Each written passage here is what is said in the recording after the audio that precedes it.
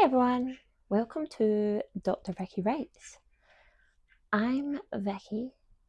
Nobody actually calls me Dr. Vicky, but I do have a PhD, and in this video I will be talking about how to identify your ideal dissertation or PhD supervisor.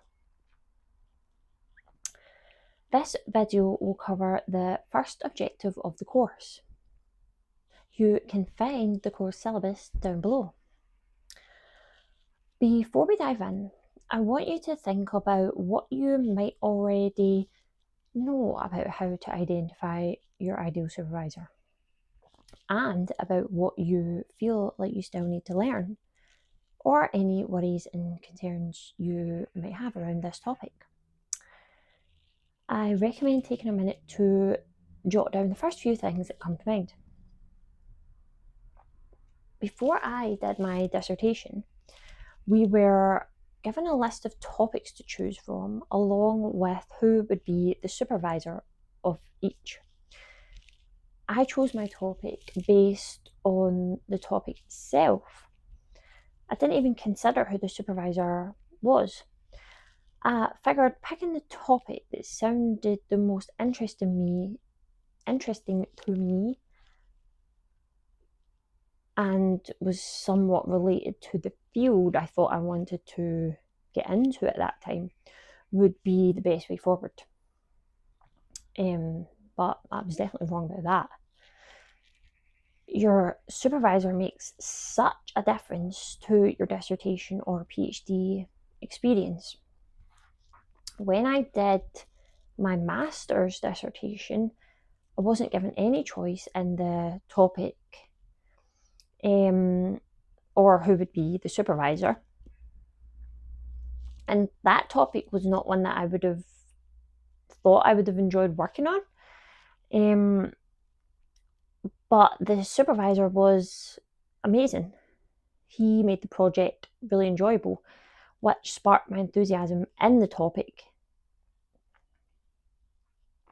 So I can't emphasize enough how much a great supervisor will make your dissertation or PhD feel like a summer's breeze as opposed to a lonely, depressing slog.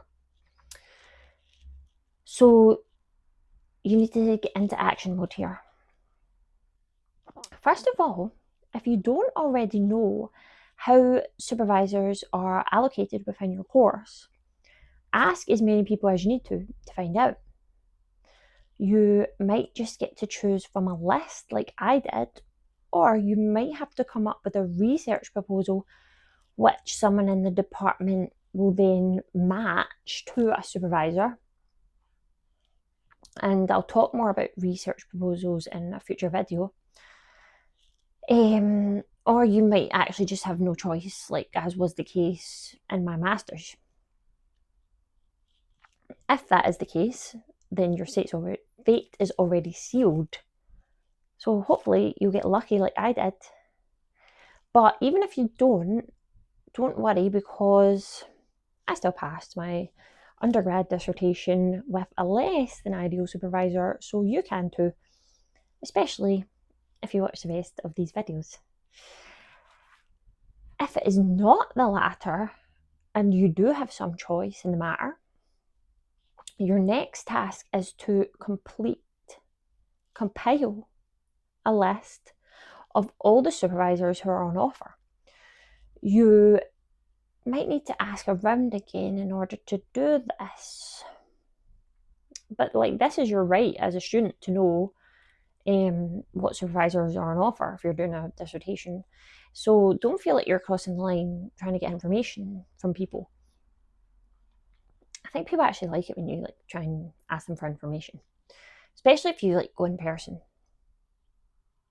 It's easier to ignore an email than it is to ignore a human in your face. Then make some notes next to each of the supervisors on your list based on maybe interactions that you've had with them in the past. And if you haven't already interacted with them, then maybe make a note of that as well. Because what you're trying to find is the supervisor who is most helpful, encouraging, and on the ball. If there isn't someone on your list who you can say for sure, I keep glancing because my child is due home any minute. If there isn't someone on your list who you can say for sure has these qualities, then what is required of you is going to see every potential supervisor on your list that you haven't already ruled out during their office hours and simply saying something like this to them. Hi, I'm Vicky. I'm a student on the course Math, Statistics and Finance, and I've just started thinking about my dissertation, and I know that you often supervise projects, so I'm just trying to find out more information really about how you typically work with a student as a supervisor and just like more about the process really. You can obviously skip the introduction part if they already know who you are. It's likely that whatever they say back to you, you'll be able to get a good or bad vibe from them in terms of how it would be to have them as your supervisor. Like, what's their energy?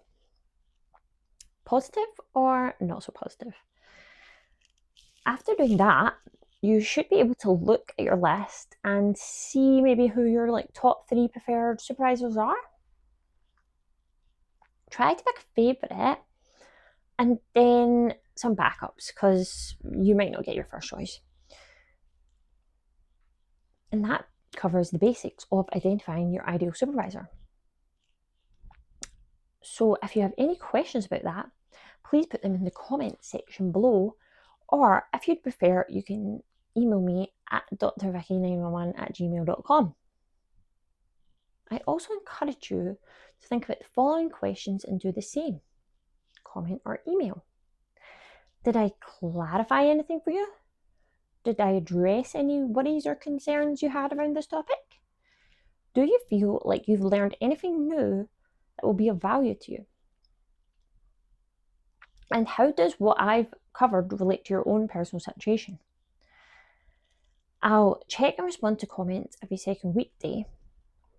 I might not have time to respond directly to emails, but I'll make sure I get around to reading them all and summarising them in a video or something like that. Thanks for watching. See you next time.